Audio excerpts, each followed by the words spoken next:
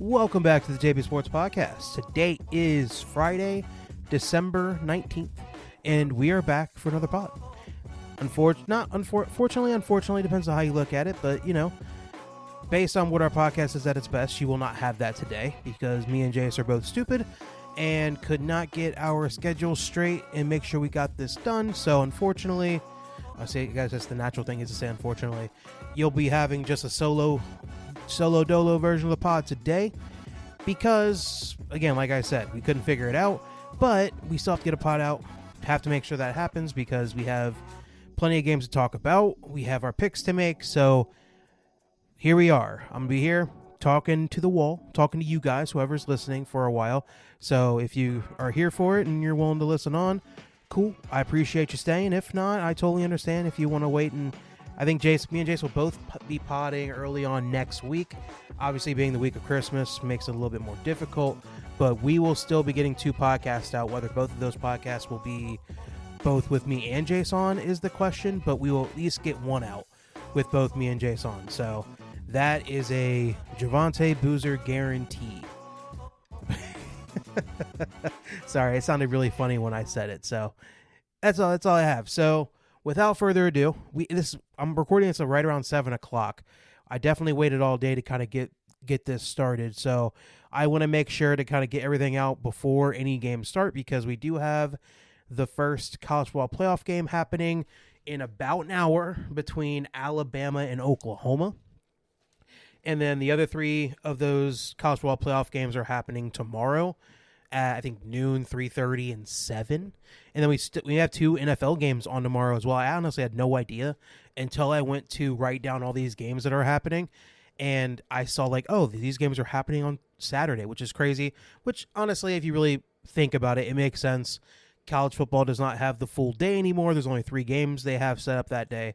So it makes total sense for the NFL to take the opportunity to say, hey, there's a little bit of an opening on Saturday. Let's just go ahead and put a few games there and see if we can get a little bit of the eyeballs that would usually watch in college football and get them on to watching the NFL for a couple games. On top of the fact they get to take their normal Sundays, they get to take Monday, and then they're back on I think Christmas and everything. So they just want to take as much real estate when it comes to the TV schedules as possible, especially on holidays and everything. So in potential Saturdays, they're more than happy to try to take up all the real estate they possibly can this time of year. So without going too much farther into that, because honestly, who cares? Let's go ahead and get into things because, like I said, plenty of games to talk about. Before I get to the college football playoff games, I do have to mention the one thing about Sharon Moore, and not necessarily him because the story has come out and all of that. I really don't want to go too much deeper into that because as much as I had a few laughs about it in previous podcasts, it is a little bit of a sad story. There is a family. There is a woman that's getting, like, all of this stuff is a big firestorm. But the one thing I can still laugh about is the fact that it is still a shit show over at the University of Michigan. And I say their name not only because we're not playing this week, but I am going to, I don't fear them. They don't have that hold over me anymore. So when on the podcast, at least, because I think everywhere else in life, I try to say that team up north as much as possible. But on podcasts, it just kind of comes out. And again, not every person that listens to this podcast is a Ohio State fan. So I can't be held to the having to say team up north, even if it comes out more naturally just to say their name on the podcast. So, but getting back to the firestorm going on up there, it is hilarious.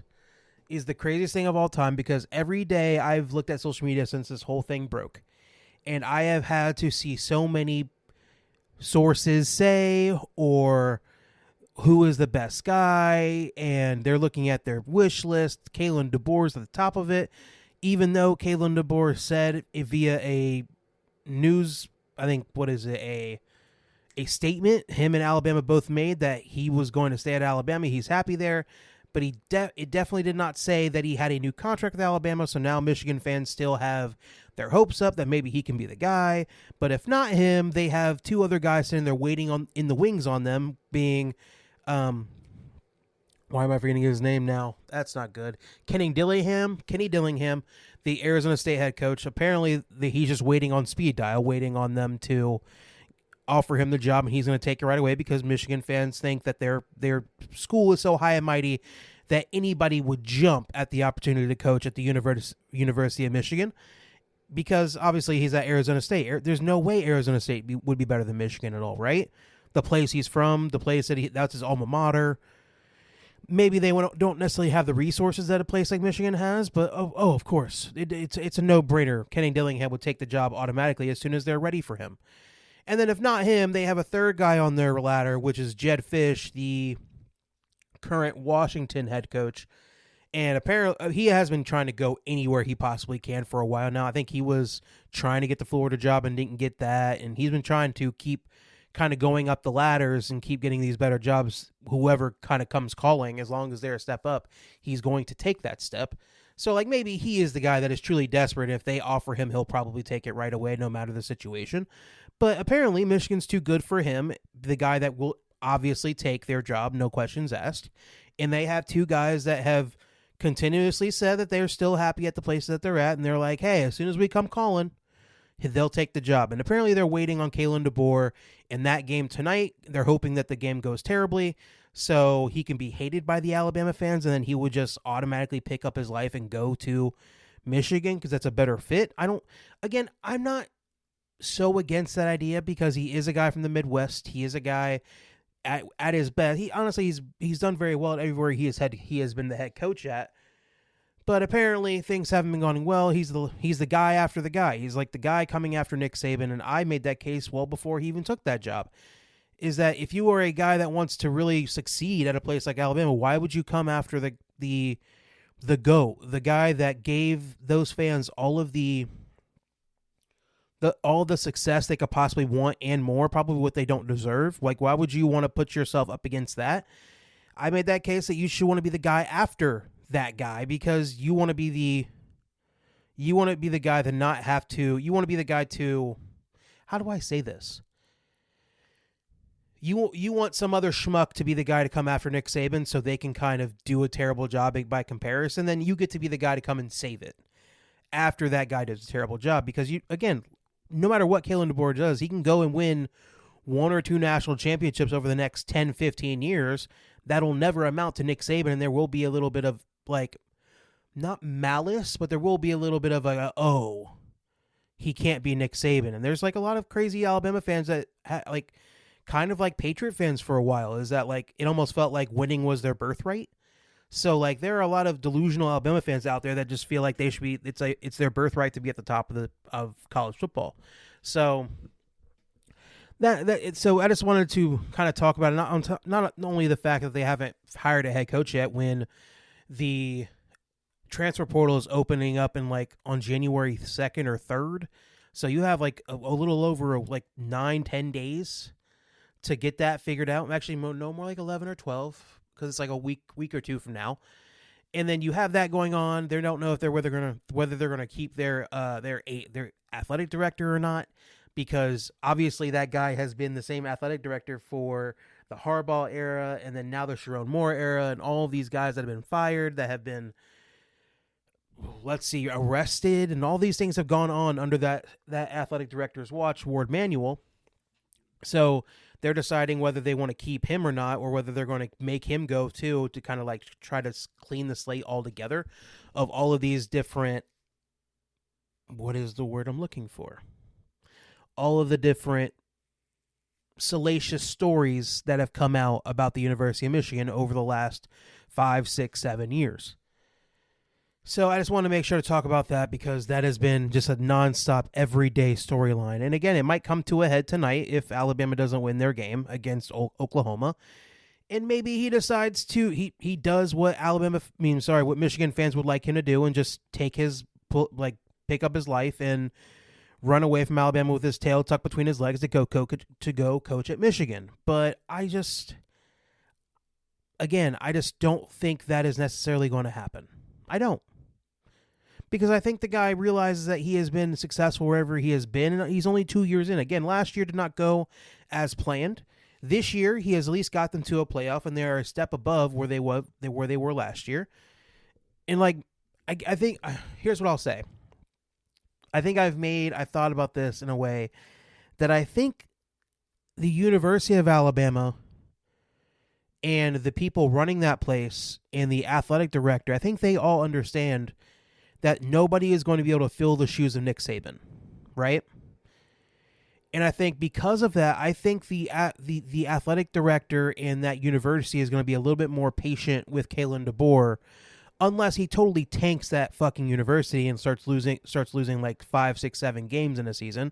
Then there might be a different scenario. But if he can just keep them relevant, keep them near the playoff, if not getting into, I think they will be a little bit more patient with him, because they don't want to turn their job into, if you're not Nick Saban, we're not going to keep you, because nobody's going to be fucking Nick Saban anytime soon. Nick Saban is on a totally different level, and I think he's poisoned a lot of people's brains in the world of college football as to what success looks like. Because I just don't think it's realistic for many people to be able to hit that height of success in that way as a head coach in college football. It's just not possible.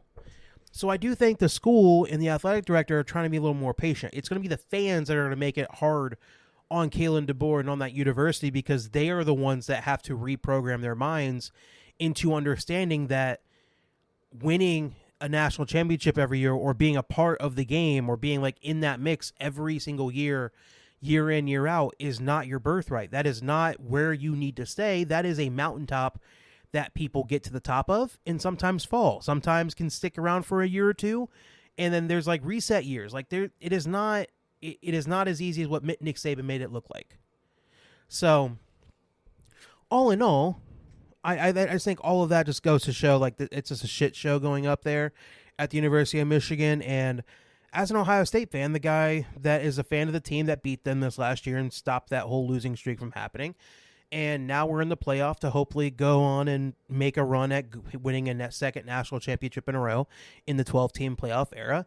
I'm very happy to see my rival going through the tumultuous times that they are dealing with right now, as I am feeling pretty good about my team, and about my school, and about my head coach. And that's all I got about that. So without further ado, let's get to the games, because honestly, that's what we're all here for, right? College football playoff games. We're going to start with the Alabama-Oklahoma game that is happening in about 48 minutes or so, because let's be honest, it's probably more than that, because when they give you a starting time for these games, it never starts exactly on time. It's usually 10 or 15 minutes later after that, but I'll go with about 47 minutes from now, starting at 8 o'clock. That game is set to happen tonight. Jace picked Oklahoma for this game. We're gonna make our picks as we go throughout this. I'm not sure if you've been listening to the podcast for a while, you understand I'm a diehard Ohio State fan. So I'm going to pick Ohio State to finish the job and go all the way and win the national title. But as we go, we're going to get the games. We're going to make our picks and do it that way. So we're going to go through these games. I'm going to give our picks, both me and Jace. Even without him here, I do have his picks written down. And I'll give my thoughts on the games as we go. So back to Alabama-Oklahoma. This is a rematch. This game happened about a month ago, I want to say. I'm not going to look it up, but it didn't happen that long ago. And these teams played each other, and I think the score of that game was... I can look that up. That part I do. It would be nice to get to know that. So the last time they played each other, Alabama was at home, and they lost that game 23-21 to Oklahoma. So, based on how that game worked out, do I think that Alabama can fix the issues that they had in that game to turn the whole thing around to where Alabama will be on the winning side of this game rather than the losing side? And I don't know. I'm stuck. Jace picked Oklahoma. And let me just give this thought. So, if Alabama wins this game, I think they cut down on the turnovers. Because let's be honest, the difference was the turnovers in that game, because Alabama doubled up Oklahoma in yardage offensively, both passing, rushing not really, but overall in yards achieved, they doubled up Oklahoma. They did what they had to do. They had those few turnovers to Oklahoma. I think it was like 2 or 3 turnovers to Oklahoma that really gave Oklahoma short fields and allowed them to get points even without having to go all the way down the field. And Oklahoma's made it their job this year to get as many turnovers as they possibly can. to a lot of people, to a lot of smart people, they call turnovers like a luck stat to a certain extent. But I think the more it keeps happening, the more it kind of gives you the idea that maybe there is a little bit of like kind of engineering those lucky moments to happen in a certain way. I'm not going to try to like parse that out and try to explain how I think that may be. But it really does. Like this Oklahoma team like really does manufacture a lot of turnover worthy plays, and then they take advantage of those plays when they do happen. And do I think Oklahoma can turn on their offense in a way that they haven't in a while? I think ever since John Mateer, Oklahoma's quarterback, got hurt and hurt his thumb and then came back from the injury, their offense has not really been all that great. They haven't been able to throw the football for a lot of yards. They run it okay at times, but honestly, it's only Mateer. It's only him running the football that really gets a lot of like, what's the word I'm looking for? Really successful plays rushing the footballs when Mateer uses his legs. And then, because he's just so inconsistent when it comes to throwing the football, at least he has been over the last 2 months of the season, that like, can they turn that around? I just don't think that's going to be able to. I don't think they're going to be able to flip a light switch and just come out and be able to like put on a light show against Alabama. But they already played one time this year, and they showed you that even if Mateer isn't playing at 100% and not tearing Alabama's defense up, is that Oklahoma's defense can really limit Alabama, at least when it comes to keeping them from getting into the end zone. And if they can make some turnovers happen, make Alabama like kind of fall into those turnover-worthy plays, and then have Oklahoma take advantage of them in order to like go ahead and create short fields and be able to get some points that way. Not to mention Oklahoma's kicker, like they have an amazing kicker, which is something I am not making fun of at all, because me, as an Ohio State fan, I've dealt with too many instances where my kicker has been the reason my team has lost ball games. So that is a huge weapon for that Oklahoma offense, the Oklahoma team, that not a lot of teams have, and I wish I could have a guy of that caliber be able to kick field goals for my team. So like I said before, like it's off the top, can Alabama limit the turnovers but keep everything else the same? Because Bama's defense is not terrible.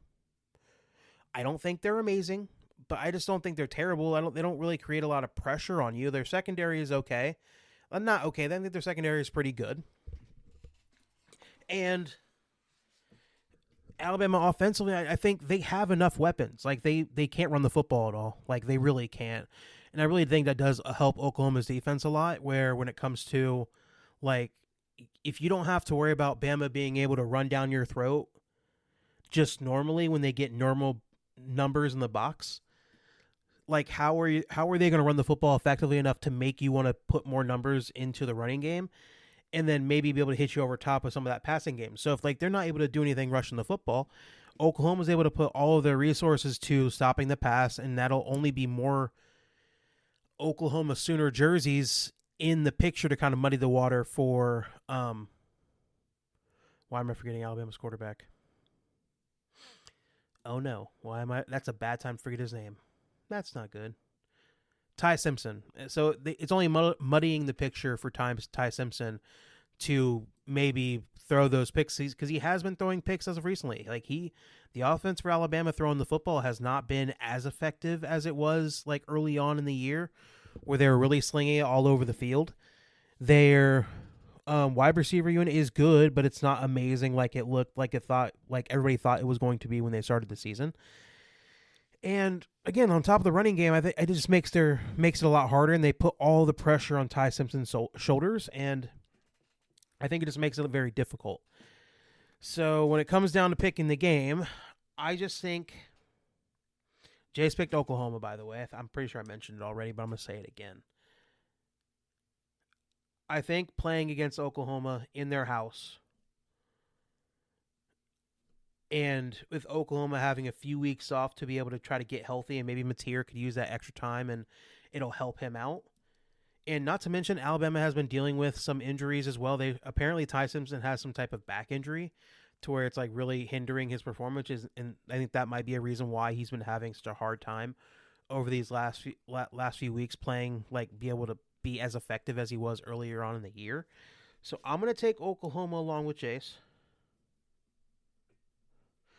because I just think that Oklahoma's offense can just play a little bit better with John Mateer, and I think that Bama with their injuries and with their lack of run game, I think Oklahoma can really drag Alabama into a dogfight.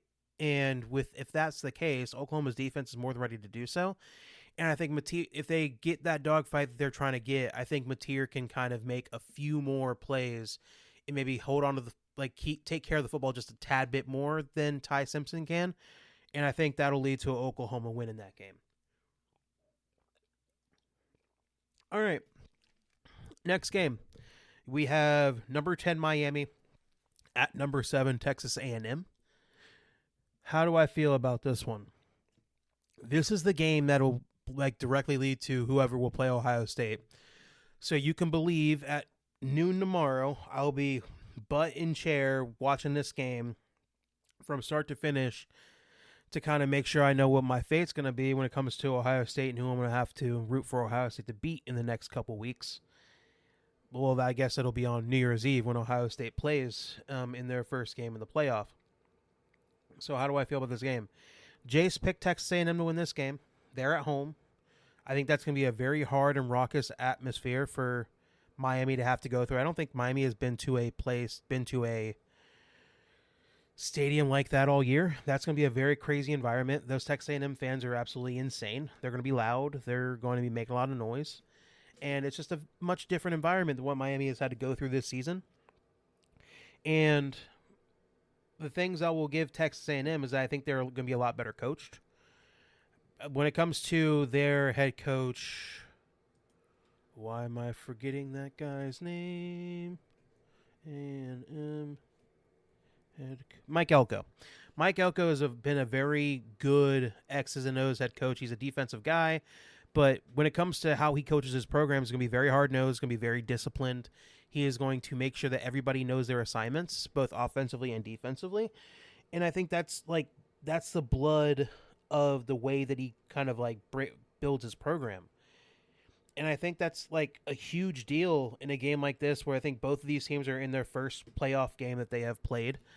And on top of that, with Texas A&M being at home, they have that in their pocket already. And let me see.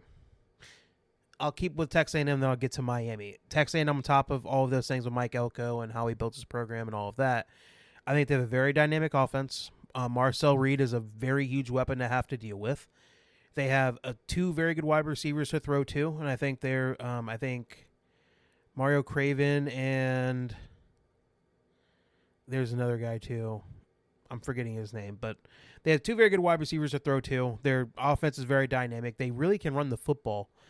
And I think between these two teams, A&M is probably the more consistent team at running the football.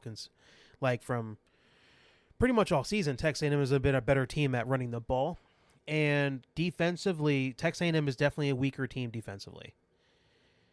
Their secondary leaves a lot to be desired. You definitely can throw on this Texas A&M team, but what's one thing Texas A&M's defense does have is they probably have the most disruptive defensive line in the playoff, to be honest with you. They have a lot of crazy athletic dudes up there that know what they're doing.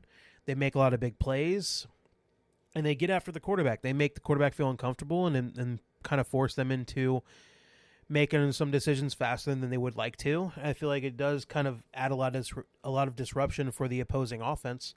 And I think, especially with them being at home as well, I think that's a compounding effect where it'll make it very hard on Miami.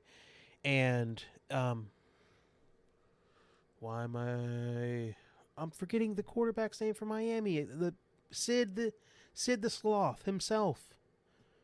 That sucks. I'm forgetting his name right now. It's freaking Carson Beck. I can't believe I forgot Sid the Sloth's name. That's mean of me. I shouldn't be doing that. I think they're going to be forcing Carson Beck to be making some decisions, making him want to throw the football a little bit earlier, making him a little nervous back there. And not to mention, Carson Beck has always been a turnover machine for the most part in his career. And I think that pressure is only going to compound on that more, on top of the fact that they're going to be in Texas A&M. So all of those things are going to lead to more mistakes coming from Miami's side of the football when it comes to them keeping the football out of harm's way. And I just think all of that, and let's go to Miami's side. I think Miami's defensive lines can cause a lot of pressure too. I think they're undisciplined in a way because Mario Cristobal is not a very disciplined head coach. He knows how to coach on line of scrimmages. Like their offensive and defensive lines are always going to be very physical and very good, but the secondary for Miami's defense leaves a lot to be desired as well. They're going to be able to they're not going to be as consistent at stopping the pass. And I think Marcel Reed's going to be able to make a lot of plays against that defense. And offensively, when it comes to Miami, like they can run the football at times, but it's not really consistent. And like I said about Carson Beck, he's a turnover machine, but when he's not turning the football over, he can get up and down the football field and score some points. And their wide receiver, Malachi Toney, is a very, very good wide receiver that knows how to get open and make some big plays for them. But again, if you can't trust Carson Beck to be able to hold on to the football and make some good decisions, I'm like, that's like the death of you. Especially when they're on the road, especially when they're in a big environment. Like this is a very pressure-packed situation they're going to be dealing with tomorrow at noon. And I think this kind of all leads its way into Texas A&M winning this game. I really do. And I think maybe I wouldn't be totally surprised if Miami got the win in this one. But I just think A&M being at home, I just think that they just have a lot of things going for them in this matchup. I don't think Miami is going to be able to be able to get over. I don't think they're going to be able to get over that hump. So I'm going to take Texas A&M along with Jace to win that game. Yeah, that's what I got on that. Next one, we got number 11 Tulane at number 26 Ole Miss. This is also a rematch. These two teams played earlier on this year. And let me get the score. I think Ole Miss won by 21, I think. Let me get confirmation on that. It was 45-10. It was even worse. It was 30. They won by 35 points. They won by 35 the first time, but there is some circumstances that can make you think that the game can go differently. First off, Lane Kiffin leaving Ole Miss to go coach at LSU, him leaving his team high and dry to go make that decision and go coach at LSU, is a big one. Because not only is he the head coach, but he's the play caller. Ole Miss did, after Lane Kiffin left, promote the DC to be the head coach. They did bring back the OC that was at Ole Miss that left to LSU with Lane, but Lane Kiffin was gracious enough to let that guy come back to be able to call plays for them. So they will have a familiar face calling plays for them, but has he actually called plays for Ole Miss this year at all? I don't think so. I think Lane Kiffin has really held that to himself when it comes to taking on that responsibility. And that's a big thing because Tulane being a group of 5 team, this game already happened. They lost by 35 points. So going into this game, they're playing at Ole Miss once again. How does this matchup change at all? And again, as much as I give Ole Miss a negative for not having their head coach, the head coach for Tulane is also going to take the head coaching job at Florida. So he's not going to be there much longer either. But I will give him credit that he was at least able to create the environment where Tulane is willing to let him coach them through the playoff. So at least he'll be there, but he is kind of currently doing 2 head coaching jobs at the same time. So I do feel like that does take away from what because I've always made this case that you can never, a person can only give 100% of their time and effort, right? There is no, like, again, you watch TV shows and all that, you can think you can give 110% effort, but that's not necessarily the case. You only can give your time and effort and attention 100% of things. And then when you split up your time and like what you want to do, you're splitting up that pie into different things, but that pie doesn't get bigger. So now you're going to be asking a head coach to split his time and his effort and all of that in between 2 different jobs and be able to do his best at both. That's not necessarily going to be the case. So as much as I do use that as a negative against LSU, against Ole Miss, I do have to use that also against Tulane. And on top of that fact, the Tulane is the team that has the lesser talent in this game. And they already played this game once and lost this game by a lot of points. So Jace picked Tulane in this one because he, of all people, coming into this whole playoff stuff, he was the guy that was a little bit more attached to the idea of letting the little guy have a chance to go in and like cause some trouble in the playoff and maybe create some upsets and like create the the magic of like having that potential upset win, just like in college basketball when they have the tournament in March. So, but I'm just not there. I think, again, with all the coaching changes and all of that and everything going, I think at the end of the day, the players that are out there playing have to go out there and make the plays, no matter what the coaching is and all of that. And I just think Ole Miss has a little bit too much going their way. I'm going to take them to win this game. I just think that when I look at this bracket and then see all these teams and I see 2 group of 5 teams in this playoff, it does make me look twice, man. And I'm sitting there like, man, as much as I laugh at Notre Dame, I do understand them being upset by the fact that 2 group of 5 teams got in and they got left out. Or maybe Texas, which I'm even more of a fan of Texas getting shit on and not getting into the playoff. But I could see both of those teams kind of looking at like these 2 group of 5 teams getting into the playoff. I'm like, oh, they're like lambs getting sent to the slaughter to these 2 much better teams that they'll have an easy time in the first round playing, rather than giving us a shot that will at least be able to give a better game in a 1-game scenario, you know? But yeah, I'll take Ole Miss to win that game. Again, the players are the players, man. Ultimately that matters most. The coaching is one thing, but I just think that players are what get the job done. I think Ole Miss has enough. And I think they'll get over the whole fact. I think they'll have the 1-game boost of like be able to be like, hey, screw that guy who left us to go coach at LSU. We'll show him what he's missing. You know, I feel like they can do that. Again, once they get farther on in the playoff, I don't think that'll be a strong enough feeling to kind of get them all the way there. But they'll be able to win this game, though, against Tulane. Last but not least, we have number 12 JMU going to number 5 Oregon to play tomorrow night. Jace picked Oregon. Again, I don't know why you wouldn't. I'm going to take Oregon as well, just off the top. There isn't a lot to say about this fucking game, to be totally honest with you. The way I see it, Oregon is... I think this is the game where Oregon is... They're sitting in the shade, dude. They get to play at home. JMU has to come to their house, a very crazy atmosphere to have to play in. I watched Ohio State have to do it last year, and it's not a fun place to play for a visiting team. Not because they're like mean or anything, but it's just like that's a very tough environment to have to go perform in if you are the road team in that stadium. And the way I see it, Oregon is just at every phase of the game, Oregon's a better team. The coaching, Dan Lanning's awesome. He's a very good head coach. He's not Ryan Day, but he is still a top 10 coach in college football, and I feel like he is a very good guy, a very good coach. And when you give him time to get his team motivated and like they know how to get things going. They have better quarterbacks. They have better, even with their hurt wide receivers, who knows if they're going to be able to play in this game, the guys that have been hurt for a while. Like even their backups are better than what JMU has to deal with on an everyday basis in their schedule. And defensively, I think Oregon's going to be able to, hold on. I had a sneeze. That wasn't good. I still feel okay, we're good. We got through the sneeze. All right, we're good. Defensively, I think Oregon's going to be able to cause a lot of trouble for that JMU offense. They have very good defensive line that can get after you. One of the Tui Mulalaus. Not Tui Mulalaus. Oh, no. Not wrong Hawaiian. What is the name?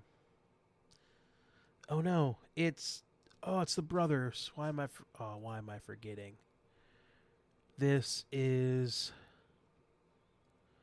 Uiagalelei. There we go. Mateo Uiagalelei, the younger brother of DJ Uiagalelei. So he's the defensive end. He's very talented, very good at getting after the passer, as well as like a lot of their defensive line. Their secondary is their secondary is not locked down, but it's still very good, and they're gonna be able to like limit JMU from being able to get a lot of big explosive plays down the field. And on top, like I did mention, the running game for Oregon, it's awesome. Like they really can run the football effectively. They can really pound you with.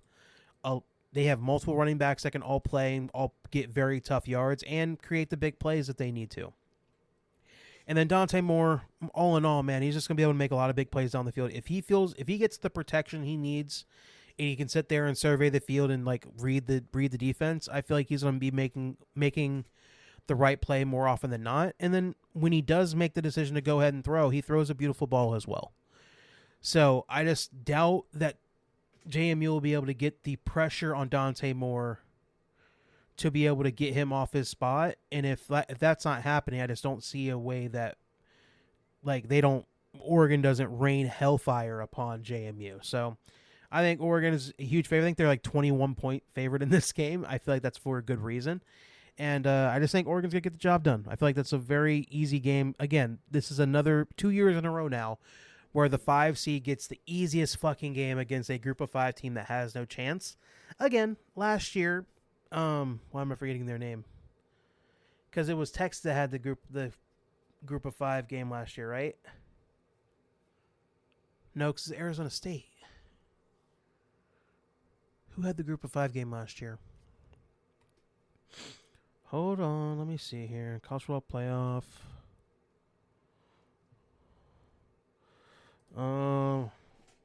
Who was the 5 seed last year? They got the group of CFP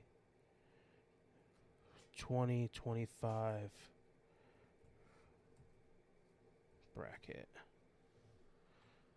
No, was it 2024?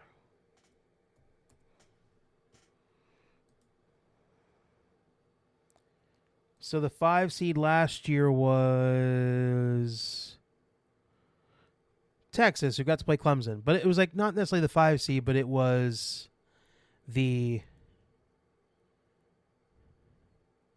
Who got to play the group? Who played the SMU? It was Boise, but it was the Boise game because they were the 3 seed, and they were set up to get destroyed by whoever was Penn State beat. Because Penn State beat SMU in the first round. Okay, so sorry, but the group of 5, the 5 seed from last year was Texas that beat Clemson in the first round. Who Clemson like barely kind of worked their way in, but it was a very close game. But Texas was definitely the better team. But point taken away from that because I tried to make one and didn't really work out. It is what it is. But Oregon this year is a 5 seed, hasn't made in the shade. They have a very easy game against JMU, and I think in the next round we'll end up playing Texas Tech. I think it's a very easy roadmap that so far for the 5 seed in this year's match. I think Oregon's going to have a chance to really go far based off what their team is. Just missing being able to get a top 4 seed and a bye. I think they have a very easy roadmap as long as they play the way that they're supposed to. So it is what it is on that. So let's go ahead and get out of the college football stuff because I don't think I really have anything else. Because those are all the games. Those will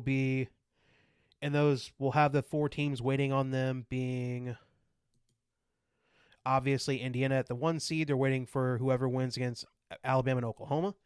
You have the 2 seed being Ohio State waiting on whoever wins against Miami and Texas A&M. You have Georgia as a 3 seed waiting on whoever wins between Ole Miss and Tulane. And you have the 4 seed Texas Tech waiting on Oregon. Let's just be honest here.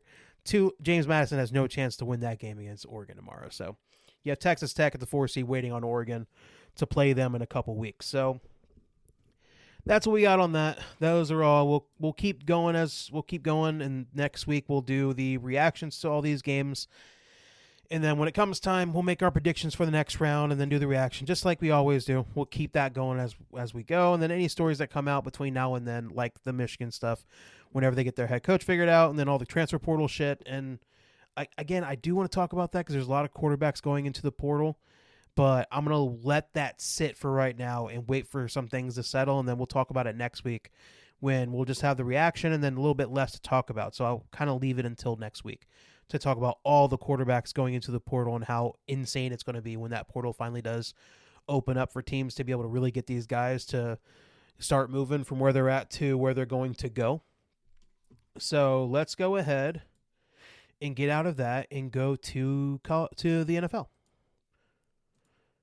And with that, I do want to talk about the news first, or I want to go straight to the Thursday night football game last night. Let me see. Is there any stories that I really want to talk about before we get to the game last night? Because it's a really good game that I watched. At least if you watched it, it was an awesome game. No, nothing crazy enough to have to talk about it.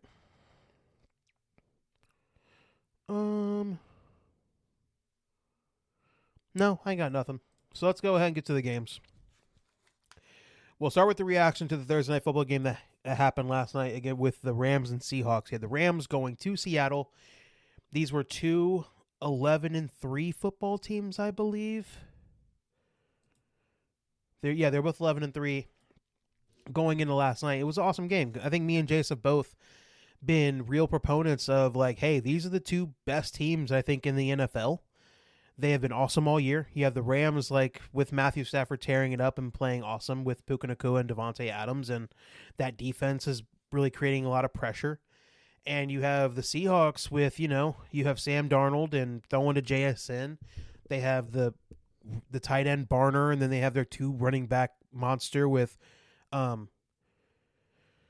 Kenny Walker and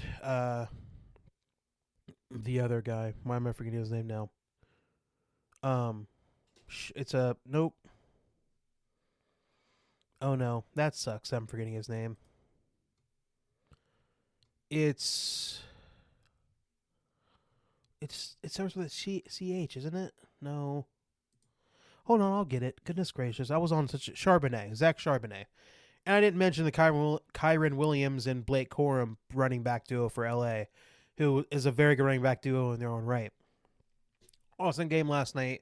I went into it making a lot of bets, lost them all, but a couple by one leg, which is insane. It sucked the way that worked out, but it is what it is. But it was an awesome game either way, so I'm not going to be too hurt about that. So this is where we'll talk about it. So the ending of it, we'll just get to that first. Seattle beat the Rams 38-37. This game went to overtime, and it was like a touchdown hit by both teams. Seattle got the ball second. They not only got the touchdown, but then they went for two, converted the two, and they managed to win that game by one in overtime. In this game, Matthew Stafford was awesome. He was awesome in this game. 29-49, 457 yards and 3 touchdowns. He was great. They were throwing the football up and down the field. Not only him, but Seattle as well. They were both doing a very good job of going up and down the football field and scoring and making big plays. Kyren Williams, they ran the football well too. The Rams did in this game. Williams, 23 carries, 70 yards. Blake Corum, 14 carries, 48 yards and a touchdown. Puka Nacua was the highlight reel of last night. 12 receptions, along with Stafford, of course. Puka, 12 catches, 225 yards, 2 touchdowns. Again, this was him coming off of, I think the day before, it was like a whole big news story about the anti-Semitic dance that he was doing with, why am I forgetting his name? No, that sucks. It was some very famous streamer, I forget his name. But it caused a little bit of a ruckus. NFL can't suspend him or anything because it's more of like a freedom of speech thing. He didn't do anything that terrible, and Puka Nacua claims he didn't know, which I can totally probably agree with, because that is not something unless you're in that obviously in that community or dealing with it on an everyday basis. And I don't think Puka Nacua is a guy dealing with a lot of Jewish stuff on his everyday. And he's been making a lot of weird decisions lately, talking about refs and going to social media and doing stuff here or there. He's really making himself a target. But when it came to the situation, they couldn't necessarily, they'll probably fine him, but they couldn't necessarily do anything about suspending him or anything because they didn't do anything that terrible by comparison to what other players have done. So I think he didn't play the first drive, and then after that, he was able to go out there and play he did. He was awesome in this game. He was making a lot of big plays. He was great. Him and Matthew Stafford together have been a perfect pairing when it comes to a quarterback and wide receiver.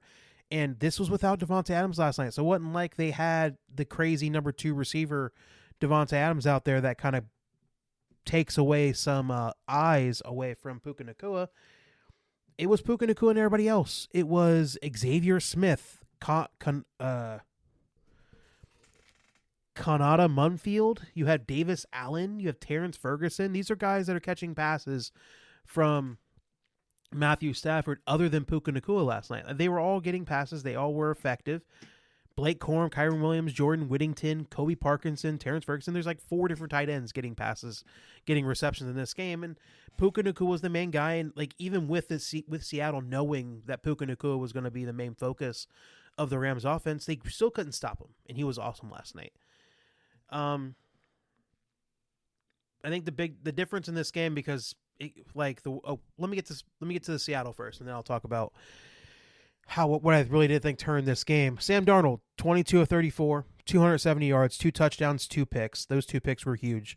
I think one of them was in the red zone that stopped them scoring a touchdown. But again, they managed to win at the end, so you can't really give them too many bangs on the head for that. But again, it was a couple turnovers that he had. One was a tip pass, and the other was like a straight up. He just threw it right into the defender's hands. I think it was like the Rams center. Their defensive tackle that dropped out and went into coverage, and Sam Darnold didn't see him whatsoever. Threw the football and threw it right into the defender's hands. They ran the football effectively last night. Kenneth Walker, 11 carries, 100 yards. He had an awesome game yesterday. Not only running the football, but catching the football too. He had 100 yards rushing off 11 carries and a touchdown. Zach Charbonnet had 9 carries, 32 yards and a touchdown. Rashid Shaheed made a big play, 31-yard play, rushing the football. They ran the football for like 171 yards in this game. So like they were really able to like keep the game going on the ground as well as the air. JSN, he didn't have any catches in the first half. None. 0, zilch, nada. And then the second half, he came alive, really made an impact on this game. He had 8 catches, 96 yards, and a touchdown. Kenneth Walker, like I said, had a huge game yesterday. 3 catches, 64 yards. A.J. Barner, 4 catches, 49 yards, and a touchdown. Like, there was just a lot of, like, everybody made plays. Cooper Kupp had a big catch, but he had 3 catches, 39 yards. Charbonnet had 4 catches and 22 yards. Like, the only person that really didn't do anything for them past catching the football was Rashid Shaheed. But guess what? He had a punt return in this game to get them a touchdown that got it down to where they were only down 8, right? Yeah, he got the touchdown that allowed Seattle, because I think Seattle was down 16 at that point. And then they were down 16. Rashid Shaheed returned the punt for the touchdown that allowed Seattle, and they went for 2. That got Seattle to get it down to 8 to be able to only be a 1-score game rather than a 2. So, like, everybody on Seattle was great. So, this game came down to, because there was a point in this game where, let me see here. There was a point in the literally the start of the fourth quarter, the LA Rams scored a touchdown with 13 minutes left, and they were up by 16 points. They were up 30-14. And then from there, and then when they scored that touchdown, the Seahawks got the ball back, and then they went all the way down the field, all the way down, and then they threw the pick. Sam Darnold threw the pick to that defensive tackle I talked about earlier, and then gave the Rams the ball back in their own red zone, which is obviously very tough. But then they kicked that ball off to Rashid Shaheed. He runs it back for the score, and then Seattle converts a 2-point conversion to now only be down 8. And then the Rams get the ball back, can't really run the clock down, can't keep their offense on the field, has to then kick it back to Seattle to where they were able to go down the field and get another touchdown with like 6 minutes left and the 2-point conversion to tie the game up 30-30. And then for the next 6 minutes and 23 seconds, it was both teams kind of like failing. I think the Rams got the ball back, was able to go a good portion of the way down the field, get a field goal unit on to try to hit the field goal to go up 3 with like 2 minutes left. And the field goal kicker missed. Wide right, too. I felt he had enough, and it looked like he was going to be good, and then just kind of kept drifting off right, and he didn't hit it. And then Seattle got the ball back and wasn't able to like convert to be able to get enough done. I think Sam Darnold got sacked to then take away a lot of the time they had. So then the game went to overtime. So, like I said, the Rams had a 16-point lead with 13 in the fourth quarter. All they had to do was, again, they weren't necessarily going to stop Seattle because Seattle was on a freaking run. Like, they just could not be stopped in that second half offensively. Sam Darnold figured it out. They're running the football better.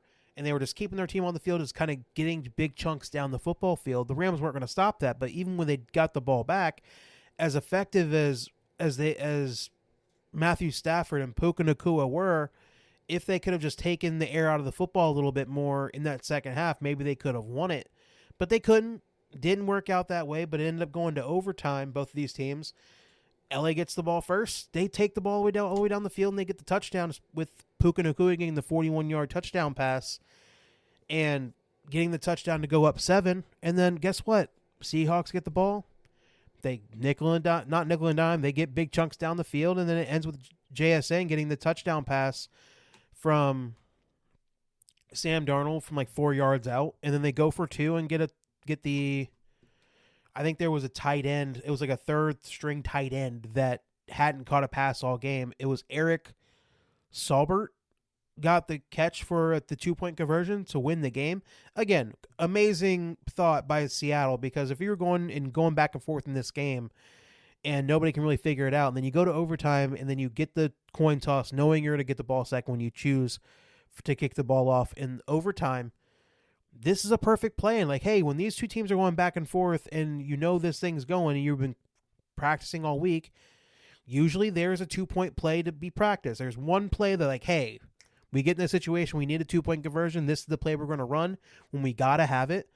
And you knew you had that play in your pocket. And you're like, hey, it's overtime. We get the ball second. We score a touchdown. Let's just go for it and win the game right away. You're both 11-3. This isn't going to change. Like, again, this is for the top of the division. This is for potentially the number 1 seed in the NFC. So there's a lot you're playing for, but at the end of the day, it doesn't knock you out of the playoffs or anything. So why not be aggressive? Seattle's at home. Like, they have everything in their favor. Why not go ahead and go for it? And they did. A bold move by their head coach, McDonald, and they made it happen. And to be honest, this is like one of those games where you feel like neither team really lost, because both teams played absolutely amazing in this game. Both are awesome. I think they both showed why I think they're the 2 best teams in all of the NFL, both, no matter what conference you're talking about. And I just think this does show that as much as Seattle, I think, has a very good defense, and they're an awesome defense. If you have a good enough passing offense, you can get some big plays on Seattle. You can. I think the same thing for the LA. Like, LA's defense is very good. They cause a lot of disruption with their pass rushers, but their secondary can be had. If you can throw the football, you can get some big chunk plays against this LA Rams defense. I think that these are both defenses that they have that are both still pretty good. That is a big problem for both of them. But when it comes to offense, I think both of these teams offensively are awesome. I think that you can't forget that Davante Adams is not playing this game. I feel like if they had him, maybe they'll be even more effective than they already were. But again, Puka Nakua went off and had over 200 yards. So you can't necessarily sit here and say that they were hindered a lot by not having Davante Adams out there, because they were still as effective as they were.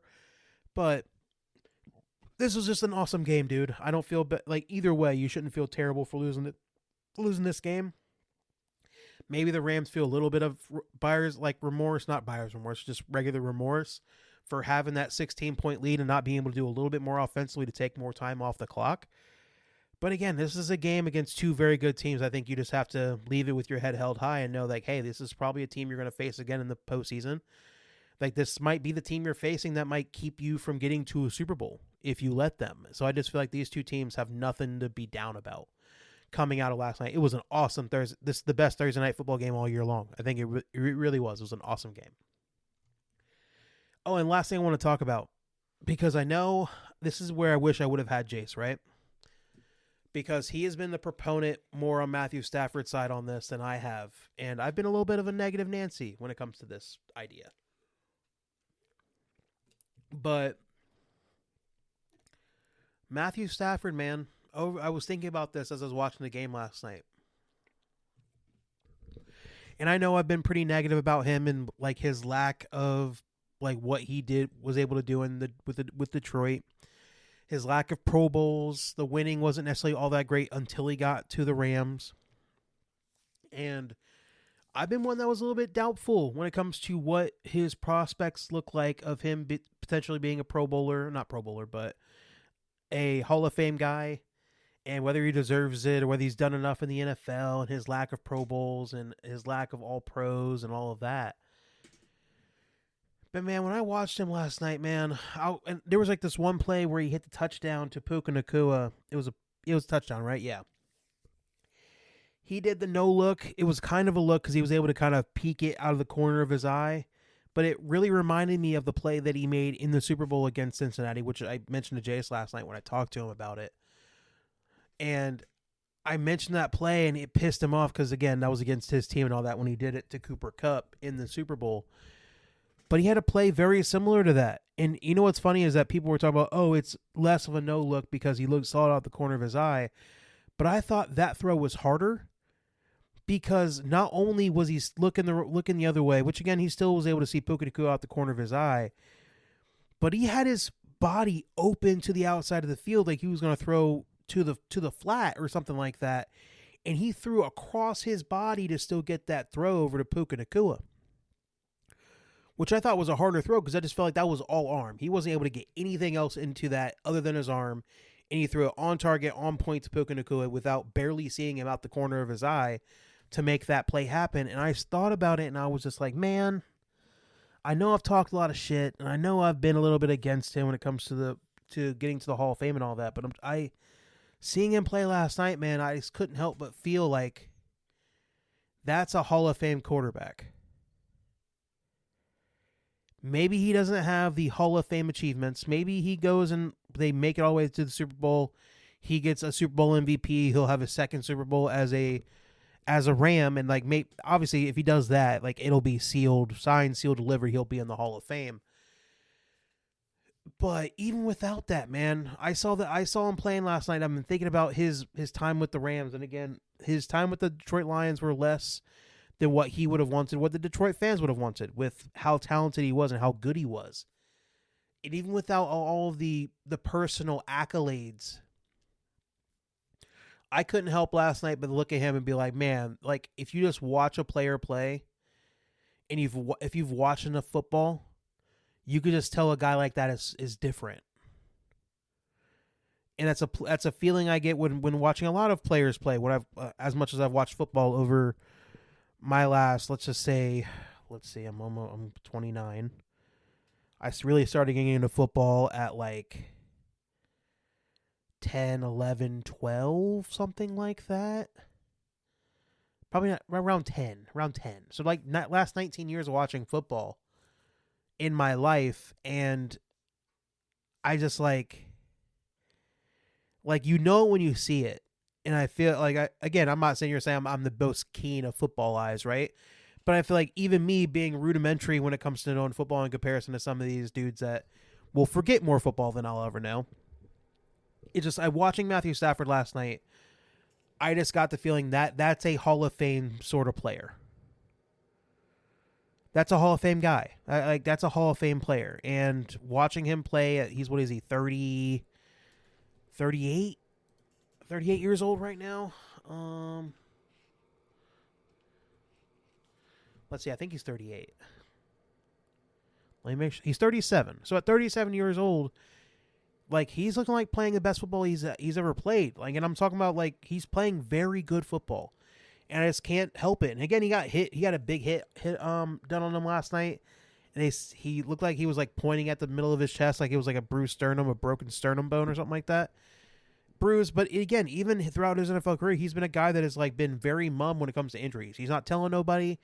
He's going to try to hold out from the team if he can. Like, he is going to be he is the first person to try to hold off on telling anybody about any injuries he's going through. He's going to try to play through them all. And he got that huge hit on him last night, and he played through it, and he was awesome, and he was the field general last night. And I just couldn't help but, like I said, just talk about the idea that, like, that looks like a Hall of Famer. So whether he gets the accolades or that'll seal the deal or not, which I think getting another Super Bowl win and maybe winning a Super Bowl MVP would probably do that for him. I think that'll totally lock up his Hall of Fame career. Even without that, dude, I think I've now switched over to the other side of it because I've seen him play enough, and I'm like, that's a Hall of Fame player. It is. He doesn't have all the accolades. He probably needs it. that he probably needs. And it's just like, but when I watch him play, dude, I'm like, I can't help the feeling that like that's a Hall of Famer. Like that's a dude that is one of the best to ever do it. I'm not talking about top 10. I'm not talking about like, again, I'm just like, when you just look at the talent on the field, that's the feeling I have when it comes to Matthew Stafford. So I have to give him credit, man. He's playing awesome football. He's probably going to win the MVP this year. And if everything goes right, they'll go to the Super Bowl and win it or not, or get pretty close because of how great that Rams team is. Again, they'll probably face Seattle again, and they'll be duking it out for a third time this season to try to get to a Super Bowl in the NFC Championship game. So I'm just like, all in all, it's Stafford is playing some very good ball, and I have to give him his credit on that. Hall of Famer, I really do. That's the feeling I get. Whether he gets the accolades or not is a totally separate issue that we'll talk about when they happen or if they don't. But when I watch him play on the field, like, I just can't help that feeling. He is a Hall of Famer. All right. Without further ado, we talked about the Thursday night game. Let's go ahead and get to the rest of the games, make predictions, do all that. I do have Jace's picks as we go, so I'll make sure to talk about those, and I'll also make my picks, talk about the games, and we'll go from there. So, there's 2 games that are going to be on tomorrow in the middle of the day while these college football playoff games are also happening. So we'll see how that goes. I'll try to stay locked in on those as much as I possibly can. But let's get to it. Philly at Washington. I think it's a little bit easier by the fact that this first one, I think Philly should have this game pretty easily, dude. Jace picked Philly as well in this game. I'm going to take Philly. Washington, I think they locked down Jaden Daniels, so he will not be playing for the rest of the year. It'll be Marcus Mariota leading the charge. You have, let's see if any other injuries that I think could really change anything in this game. Let's see here.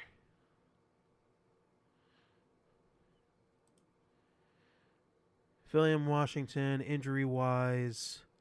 Lane Johnson's out for the Eagles. Jalen Carter's still out.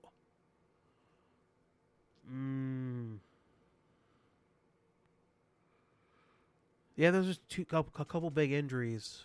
And then for Washington, like I said, Jaden Daniels is out. Larry Tunsil's out. Newton's out. He's questionable, so maybe he'll be able to play. But, like, again, it's just the way I see it in this game. Even with all the troubles that the Eagles have had this year when it comes to their offense and doing all of that, I just feel like this Washington Commanders team, their defense is so awful.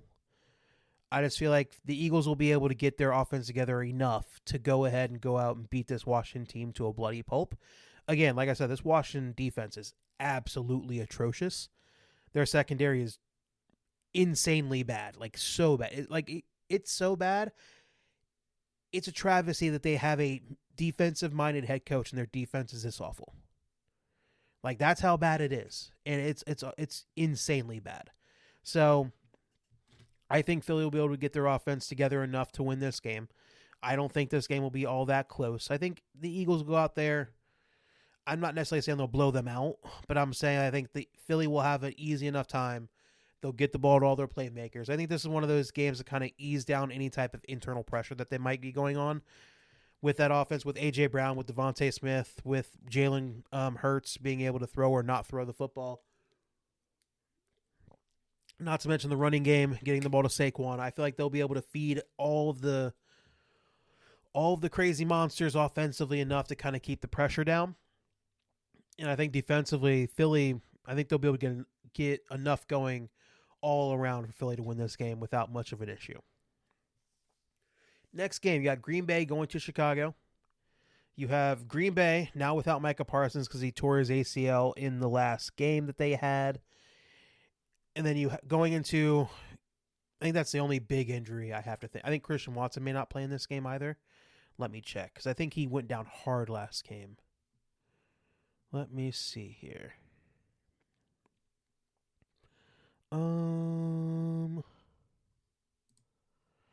Will Christian Watson play in this game? Let's see here. Team, nope. Not what I meant to do at all.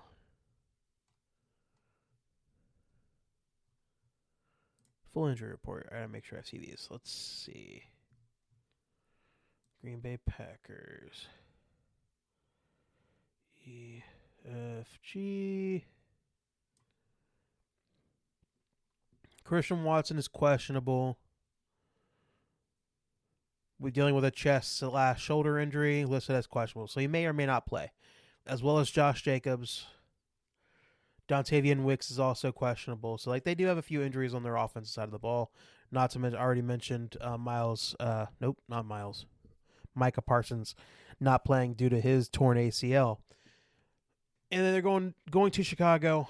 Rome Odunze's not playing for Chicago. You have DeAndre Swift questionable. Luther Burden is out, so that's another pass catcher that's not going to be playing for them in this game. But Chicago is playing at home. How do I see this game going? Jace is picking Chicago. Even without Micah Parsons, man, I do feel like this game will be a back-and-forth affair. Obviously, the weather is not going to be hurtful to either one of these teams. Both of them have dealt with the cold. Both Chicago and Green Bay are both very cold cities. So I don't think the weather is going to be much of a factor. You do have a few injuries that's going to be kind of limit both of these teams. Jace picked Chicago. I'm going to pick Green Bay.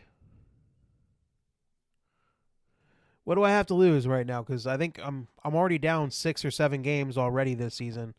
And then I'm already down 1 for this week because I picked the Rams to win that game last night and Jace picked Seattle. So I'll take Green Bay. I think this game could go either way.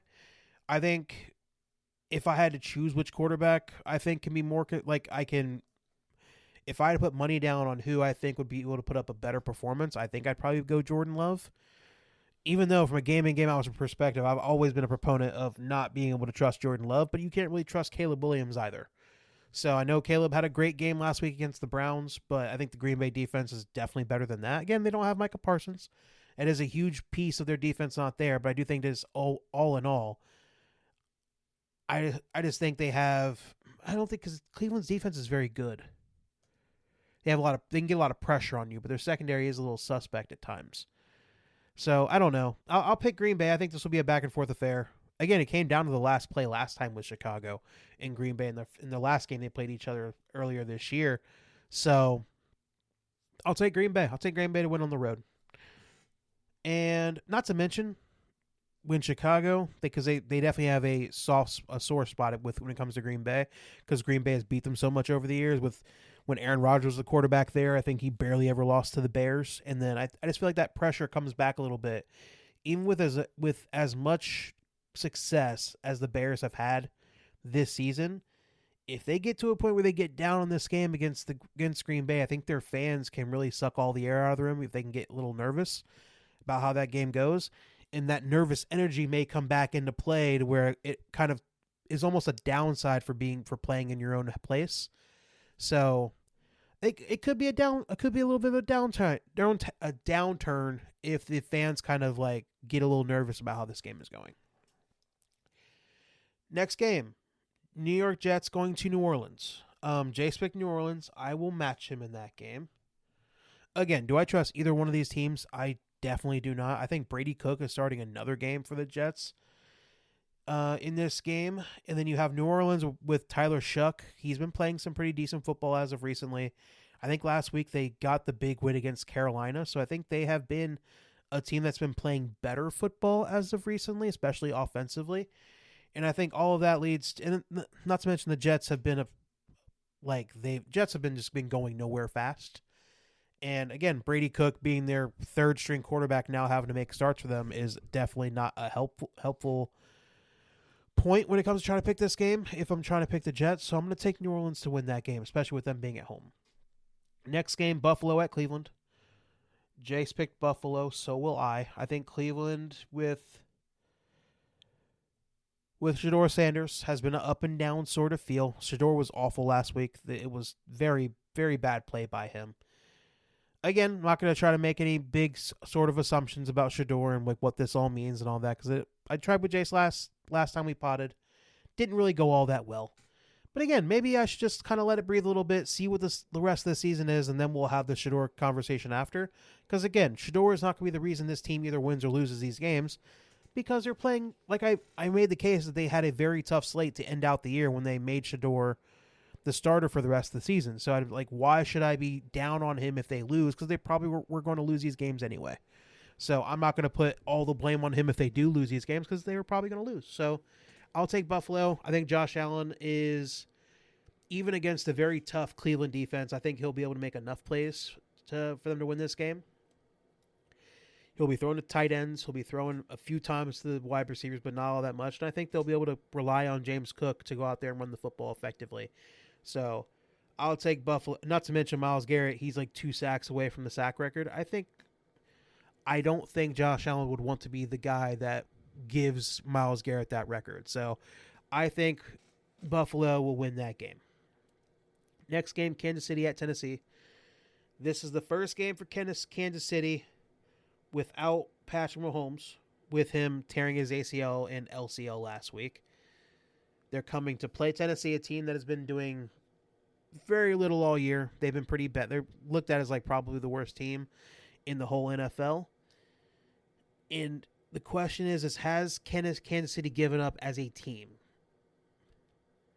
Because I think that's the only reason that's the only way they lose this game. Because again, I know Patrick Mahomes is not playing.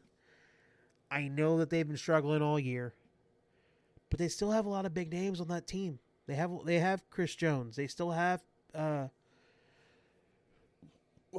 am I forgetting his name now? They still have Rashee Rice. They still have Hollywood Brown. They still have freaking oh no, why am I forgetting his name? This sucks. Travis Kelce. They still have some real dudes on that team. And I think they still have some real leadership on that team. So even without Patrick Mahomes out there playing with them, I just don't think Kansas City is going to lay down and take it for these last 3 games of their season. I get it, their season's over, but do I think they can wake up enough to realize like, hey, we do not want to be the team that loses to Tennessee? I think they can, and I think they'll win that game on Sunday. Next game, you got the Chargers going to Dallas. Jace picked the Chargers. So will I. I think the Chargers still have a lot more to play for. I think Dallas's season is effectively over. They have like 1% chance to make the playoffs as of right now. So like their season is effectively over. I think the Chargers still have a lot to play for. They're in the playoffs as of right now. They lose this game, it definitely hurts their chances when it comes to the playoffs and all of that. And I think, can Dallas get enough pressure on old boy Justin Herbert to kind of like make them lose this game? Because again, I think Herbert's going to be able to run the football. I think the Chargers are going to try to run the football. They're going to try to have Herbert not run the football as much. But again, when it's time to go out there and be gamers, I think Herbert will do what he has to do. And I think they have enough pass catchers. I think they'll be able to make Dallas have a very tough time defensively, be able to stop their playmaking. So I'm going to go with the Chargers to win this game, not to mention the fact that even though I know Dallas is going to be able to score the football pretty effectively, I think the Chargers will make it tough. I think, again, I'm not sitting here saying the Chargers defense is awesome, but I think they have enough dudes on that defense to be able to make things tough on that Dallas offense. And I just think that, especially with Dallas not necessarily running the football as consistently lately, so I just think Chargers have enough on that team to kind of go out there and win that game. Especially if Pickens is really like taking a downturn and not being anywhere close to the player he was 3, 4, 5 weeks ago when he was tearing up everybody that he was facing and getting a ton of yards with Dak throwing to him. So I just think with all that being the case, I just think that the Chargers are just a little too much for Dallas in that game, even with Dallas playing at home. Next game, you got Minnesota going to the New York Giants. Jace picked Minnesota. I'm going to take the New York Giants. This is at New York Giants, so they're going to be dealing with a little bit more of the cold weather in comparison to what Minnesota usually deals with because they have a dome in their home stadium. Also, I think the Giants are a tough out, man. I think Jackson Dart has been playing some pretty decent football as of recently. I think he came back last week or 2 weeks ago, but they've been playing these teams tough. I think last week they played against the Commanders and they lost 29-21. But I think they've been a tough out, dude. And as much as Minnesota played very well last week, I think they beat the Cowboys to like pretty effectively. But I think that was in a indoors environment. Don't have to deal with the weather. And I think that everything went right for JJ McCarthy, man. Like he played a very good game. But can he come out and play that same game and be consistently that level of player? I don't think so. I think the Giants, man, I think they're just a very tough out. They have a defensive line that'll get after you. I think they will be able to force JJ McCarthy to not feel comfortable in the pocket. And I think with that, he'll make some mistakes. Again, he's been making mistakes all year long, even without getting pressured. So I just think that the Giants, with the defense that they have, again, their secondary is not all that great. But again, it's just Minnesota has not had a consistent enough passing offense for me to think they'll be able to take advantage of that Giants secondary because of the amount of pressure that the Giants will be able to create with their defensive line that they have been able to do this year against that Minnesota offensive line. I think that the Giants can pull off the upset here. I think. Let me see here. Minnesota's only a 2.5 point favorite. Again, there's a reason for that. I think the Giants have a real chance to win that game for sure. Next game, you got Tampa Bay going to Carolina. Jace picked Tampa Bay, so will I. Tampa Bay still has plenty to play for. They have Mike Evans back. They have a lot of their dudes back.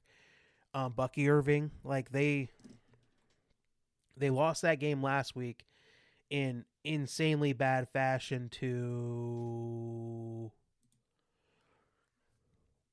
the Falcons last week. And I think that Mike Evans freaking out on the sideline as that game was ending was a real moment of like, hey, I did not work to come back from this injury that I've had throughout this season to come back for our team to play like this. Again, offensively, the Buccaneers did everything they had to do to win that game last week, but it was the defense that wasn't able to stop the Falcons at all. And I think that, again, the defense is not going to all of a sudden be a much better team, but I do think that team this week has been on, like, trying to say, like, hey, we still have a chance to do everything we need to do, get into the playoffs and maybe do some of the things we wanted to do when we started the season. And I think that starts by going out there and beating the Carolina Panthers. And again, the Carolina Panthers have been up and down this year, but I think overall have not been all that terrible of a football team. And I just think that if this becomes like an offensive type of game where they're kind of like going back and forth, I think Tampa Bay with all of their dudes back, I'll give the nod to Tampa Bay to win that game. I think Baker Mayfield throwing all of his guys out there, Mike Evans, you have, why am I forgetting the other guy's name?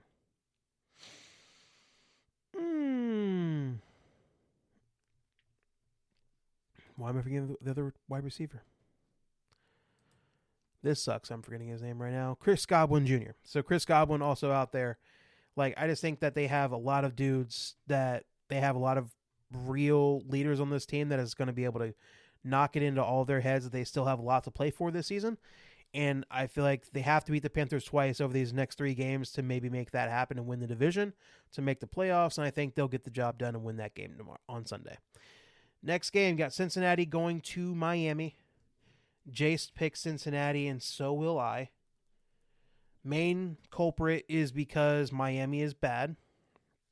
They were bad last week when they faced off against Pittsburgh, and Pittsburgh beat them to a bloody pulp. Again, it was in the fourth quarter where Miami woke up a little bit and Tua was able to throw a couple touchdown passes to Darren Waller.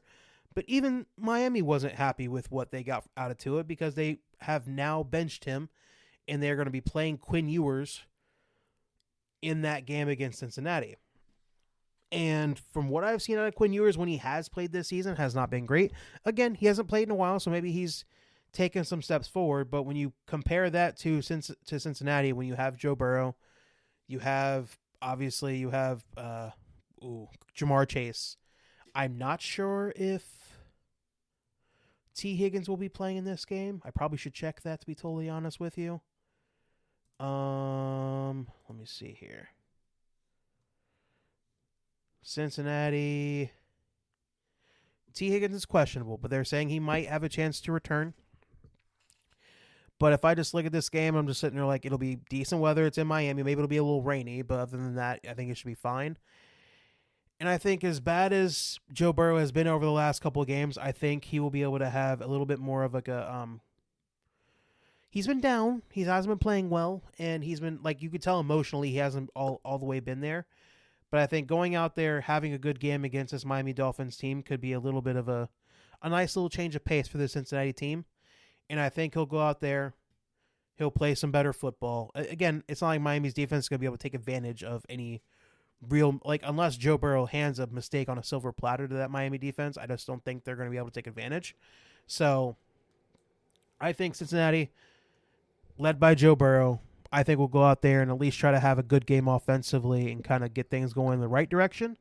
Even though they don't really have much of anything to play for throughout the rest of the season, I think they're going to want to just go out there and play some decent football and have some fun doing it, which is what Joe Burrow always wants. And I just think that they're going to win that game. Again, Quinn Ewers is playing for Miami in this game. It's awful. By the way, Zach Wilson, the supposed to be the second string quarterback, he has to feel so slighted that they're benching Tua and then jumping over you to then play the third string quarterback in Quinn Ewers. Zach Wilson has to be pissed about that. There's no way. I'm sitting here as a number two. If Tua got hurt in a pinch, it would be me going out there. But now that you have some time to kind of let a quarterback get all the first team snaps to get ready for a game, and you're to give it to the third string guy over me, he has to be pissed. Next game, Jacksonville going to Denver. Jace picked Denver in this game. I think I will pick Denver as well. I think the difference is Denver is going to be at home in this game. It's going to be the weather is going to be a little bit on their side there. They're used to playing, obviously, in the cold weather. You have Jacksonville. I think they're playing very good football. They're running the football well with Travis Etienne. I think that Trevor Lawrence is coming off his best game, I think, as a pro. I think he had 5 touchdown passes and 1 touchdown run. But I just think that them playing as well as they have offensively is going to be a lot harder against this Denver Broncos defense. They're going to be able to get a lot of pressure on him. I think their secondary is awesome. I don't think the passing plays will come nearly as easy. I don't think running the football will come nearly as easy against this Denver Broncos defense. I think of all the defenses not named Houston, I think this Denver defense is the best. I think Houston's defense is far and away the best defense that I've seen all year this year in the NFL. But I think Denver's defense is number 2. And I think that with that, I think they'll be able to get enough pressure on Trevor Lawrence. I think they'll be able to get enough. I think they'll be able to not only pressure, but I think they'll be able to stop anything Trevor Lawrence and that Jacksonville offense wants to do. And I think, as much as I hate to say it when it comes to Bo Nix, man, I hate having to believe in him. But I feel like at this time of year, I think that defense is on such a good run right now. I think that it would take Bo Nix totally getting out of his element and throwing the football to Jacksonville a lot and giving them short fields in order for them to win this game. So I'm taking Denver along with Jace to win that game. Next game, we got Atlanta playing at Arizona. This is a gross game. I'm not gonna lie to you. This is gross. Obviously it's still Kirko Chains going out there and playing Kirk Cousins. You have Drake London coming back for Atlanta in this game. You have a couple of questionable guys. Maybe James Pierce, one of their young defensive ends. He might be able to come back and play in this game coming off an injury. You have Arizona. Marvin Harrison's questionable. Cody Simon, their linebackers, maybe be able to come back in this game. I don't know. This game is in Arizona. As much as I think this game is gross when it comes to playing great football, I do think that I don't know, man. If you look at the talent on the field, I think Atlanta should be able to win this football game. But I just think that the way that I've seen these two teams play as of recently, they're the spread's only 3 points for a reason. You have Atlanta being a 3-point favorite. It's a close game. I think Jace picked Atlanta. Do I take a chance here and take Arizona?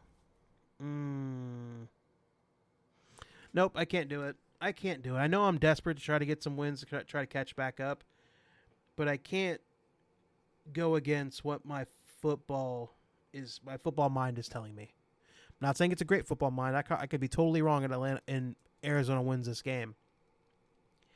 I just think Atlanta's healthier. I think their defense is not playing great, but I think they're playing, at least they have more of their guys on that squad. And Arizona has been, outside of Trey McBride, their offense has been a stick in the mud for the most part. They lost one of their running backs they've been playing with this Bam Knight, and they haven't really been running the football all that well. Brissett started off really hot, but it's kind of been, other than him throwing to Trey McBride, he's kind of been struggling for the most part. And I just think that Kirk O'Chains, as much as I don't believe in him as a quarterback, I think he's throwing to Bijan Robinson. He'll probably have Drake London back in this game. He just has so many talented options to throw the ball to. On top of that, again, why am I forgetting the guy's name for Atlanta? It's Kyle Pitts. Kyle Pitts had his best game that he had last week, and he was awesome in that game. So I just feel like he has so many guys to throw to. I think Atlanta wins that game against Arizona. Next game, you have Raiders going to Houston. Let's be honest. Houston's the much better football team. Jace picked Houston. I'm picking Houston. I think that defense will have a field day with that Vegas team. I'm not sure if Kenny Pickett's going to be the starter in this game or if it's going to be back to Geno. Let me check.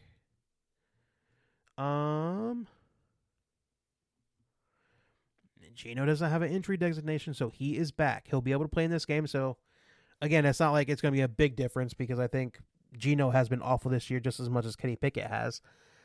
But I just think that, again, when Vegas is not throwing the football to Brock Bowers, they really have nothing else going on in their offense. Nothing. Genty hasn't really ran the football that well. Again, not all his fault. The offensive line is terrible as well. Can't run block, can't pass block. They really can't do anything. Brock Bowers is their only real pass catcher that you really have to be scared of if you're a Houston defense. But it doesn't fucking matter because Houston has been suffocating everybody that they have played this year defensively. Their defenses have been absolutely awesome. And I just don't think that the Raiders are going to be able to pull any type of rabbit out of a hat to be able to do anything against that Houston defense. And not to mention, outside of Max Crosby getting after the quarterback, their defense has nothing to be proud about either. And I think with that, I think C.J. Stroud and the offense for Houston is really starting to figure some things out. They had a very explosive game last week, and I think they're going to do the exact same thing this week. And again, I was talking about how I think Houston might be the most dangerous team in the AFC because their defense has already been the best in the NFL, and if their offense really starts to figure it out, and if CJ starts playing good football at the right time and really starting to elevate what that offense is, throwing in Nico Collins and all those receivers that they have on their squad, and Woody Marks, their running back, has been playing very good football as of recently.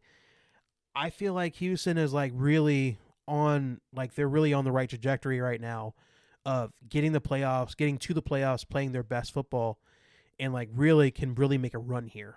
Because there is no Mahomes, there is no Burrow, there might be no Lamar Jackson based on how the rest of the season goes. So if all you have to deal with is Josh Allen, and again, the Houston defense has been able to get after Josh Allen, and they've really given him trouble over the last couple of years with that defense playing as well as they have. So if that's the only guy you have to worry about in this playoffs, I think Houston can really make some noise once they get there. So that's all I got. I think Houston wins that game without much of an issue. Vegas is terrible. Next game, Pittsburgh going to Detroit to play that game. Pittsburgh's coming off the win. I can't say big because it was against Miami. Coming off of a good win against Miami. I can't even say good. It was just a win. It was a win they should have won, but again, it is what it is. Now they have to go to Detroit to go play them, and Detroit's coming off of a bad loss against... Why am I forgetting who they just lost to? The Rams. Really tough loss they had to the Rams. Their offense was awesome, but their defense leaves a little bit to be desired. And Jace picked Detroit. I'm also going to pick Detroit. Here's my problem as a Steelers fan. One, we're not as good as the Detroit Lions. The Detroit Lions they're 8-6 right now, and I think Steelers are currently 8-6 as well. So they're both 8-6. As much as I think both these teams they're very flawed teams, obviously. But I think if both of these teams come out and they play their best football on the field, if they just put whatever they can at their best on the football field at the same time, I think Detroit's just a better football team. Jared Goff's a better quarterback than what Aaron Rodgers is right now. Amon-Ra St. Brown and Jamison Williams is a better wide receiver duo than what we have better wide receivers than what we have right now. They have tight ends. Probably, I'd probably give Pittsburgh the edge on tight ends. Obviously, when it comes to running backs, Detroit is by far better than what Pittsburgh has. Pittsburgh hasn't been able to run the football whatsoever for the last 3-4 weeks now, so they've just been giving up on the run altogether. And then defensively, I'd give Pittsburgh probably the nod defensively, but it's not by much. And I think it's only because Detroit has, like, all of their dudes are hurt other than Aiden Hutchinson. Other than him, like, everybody on the Detroit defense is hurt. But the problem is that as much as I think Pittsburgh will be able to get something done offensively, but it's just I think Detroit's offense will just shit down the Steelers' throats defensively, dude. I think St. Brown's going to get a ton of catches and be able to get like whatever he wants because the Steelers' defense is going to be so scared of getting beat deep. And it's not going to fucking matter. So either they're going to let Amon-Ra St. Brown have everything that they want in the short game, and they're just going to nickel and dime us all the way down the football field. They're going to run the football more effectively than what we can do stopping the football. Our defensive line has been up and down. They stopped Miami from running the football last week, but again, stopping Detroit from running the football is a very different task. And I also think that it's just Jared Goff is playing a lot better football than Aaron Rodgers right now. He just is. And I think Pittsburgh's going to be able to score some points. I really do. I just think Detroit's going to score so many more. And that's the reason why Detroit's a 7-point favorite. And not to mention, our offensive line, I think our offensive line has been better this year. They really have. But I think that's more like it's been being helped a lot by the fact that Aaron Rodgers is getting rid of the ball so quickly. And I think Aiden Hutchinson's going to be able to get a couple of sacks on Rodgers in this game. And I think he's going to get him off his spot. And I think Detroit's going to destroy us on Sunday. Again, Detroit has a lack of creativity offensively, but it won't effing matter because I just don't think the Steelers defense is going to be able to do anything to stop all of those weapons that Detroit has at their disposal. I think Detroit's going to run the football down our throats. I think St. Brown's going to be able to get all the catches that he wants. I think Jamison Williams is going to get a big catch or two to get them some chunk plays. And I think all that's going to happen and more. And I think Detroit's going to is going to beat us to a bloody pulp on Sunday. That's just what I see happening. And Jace agrees. Sunday night football game, you have New England going to Baltimore. This game means a lot. If New England loses this game and then Buffalo wins their game against Cleveland, I think, because Buffalo's 10-4 right now, and I think New England's 9-3, I think. No. 11-3. Sorry, I just can't add. So they're a game apart right now when it comes to the NFC East. Sorry, AFC East. They're a game apart. So now if both of these teams, if Buffalo wins their game like I think they're going to, if New England loses their game against Cleveland, against Baltimore, in Baltimore, it'll make that division very tough. I'm not going to lie to you. So it's going to be a very big game. And not to mention Baltimore is playing for their playoff lives. They got the win last week, I believe, against the Bengals. A big win that they needed. Their defense absolutely destroyed Joe Burrow and the Bengals offense. But it's just, can Baltimore do that same thing against New England? I just don't think so. I think this is a tough game. I think New England, let me think. The question for me is that can Baltimore offensively, because they've been playing badly for a while now. Their offense has not been great. They played a little bit better last week against Cincinnati, but again, is that really anything to keep your to be proud of because of how bad Cincinnati's defense has been? And on top of that, it's just Baltimore defensively has not been anything to like be proud of either. And I think New England with Drake May at the quarterback position, like he had his worst game that he had last week in that second. I think he was good in the first half, but the second half against Buffalo wasn't all that great. And New England's really starting to run the football effectively too. And I just feel like all in all, I think New England's just a better football team. Again, I think they're young. I think they still have a lot to figure out. I think Drake May has a lot to figure out as a young quarterback still. But I feel like New England's just playing better football as of recently. And again, I know this game is in Baltimore. I know everything is gonna like, but again, I know that Baltimore needs this game probably more than New England does. But I think New England like knows that Buffalo is breathing down their neck, and I feel like they're going to want to come into this game and they're really going to want to impose their will. And I think they're going to run the football with like very effectively as well, because I think they kind of got away from running the football like they wanted to in that second half last week, and I feel like they're going to learn their lesson a little bit. And I feel like they're going to run the football a lot with all the running backs, with Travion Henderson hitting some big plays, and I feel like they're going to let Drake May get in play action, get the football down throw the football downfield, and I think Baltimore's defense is not going to be able to stop them. And as much as I think Baltimore offensively can get some work done against this New England defense, the defense is not great for New England. They're really not. It's not like the New England defense is all that amazing. So I think Baltimore will be able to get something done, but it's just this could turn into a track meet. And if the Ravens don't run the football for 250 yards with why am I forgetting his name? That's not good on me, is it? With Derrick Henry. If they're not running the football for 200 yards with Derrick Henry, like I just feel like you rely on Lamar Jackson to go out there and throw you a game for a win? I just don't think that's going to be something you can reliably count on. So I'll take the New England to win that game. Last but not least, you have the Monday Night Football game. You have San Francisco going to Indianapolis to play against Old Man Rivers. That's insane that Philip fucking Rivers at 44 years old. Again, it's not crazy when Tom Brady did it because he's Tom Brady.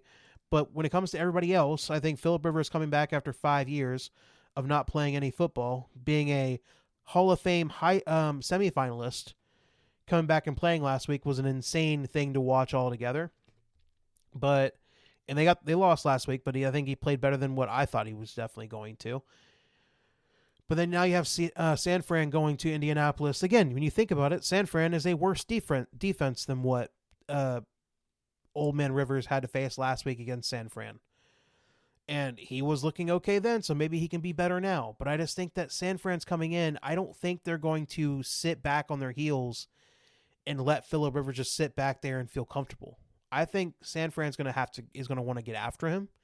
They're going to make him feel pressure, and they're going to make him get the ball out quick and make good decisions and be able to try to maybe get away from some pressure. And I feel like that's going to be hard on him, obviously, because he hasn't played football in 5 years. And I think San Fran's playing their best football right now. I feel like quietly, San Fran has let's see here. Quietly, because I know I've been talking about how hurt San Fran has been all this year, but in how they're missing so much defensively, and like how they're they're pulled together by duct tape and glue. It's just like their defense has kind of been put together in that way. But the problem is that not the problem, but they're 10-4. They're 10-4, even with all their issues defensively, and I just think that I don't know, man. I don't know.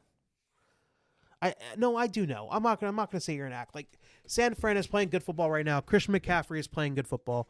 George Kittle is out there being the big play for them. You have, why am I forgetting? Juwan Jennings is playing good ball.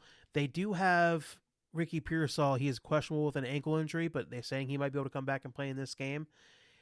And I just think that all in all, I just think San Fran's a better football team right now. And I think that with, why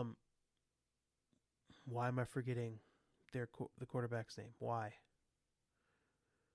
Oh no, I suck.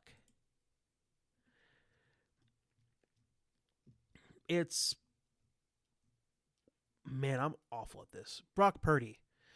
Yeah, I was having a brain fart for his name. But yeah, Brock Purdy's coming back. He's been playing playing really good football as of recently. And I think as good as I think the Colts defense is actually pretty decent, they're not going to be able to get a bunch of pressure on him. And I feel like they're going to be able to run the football against that Colts defense. So I'm going to go with San Fran along with Jace to win that game. I think they're just playing good football. And I think they're going to get after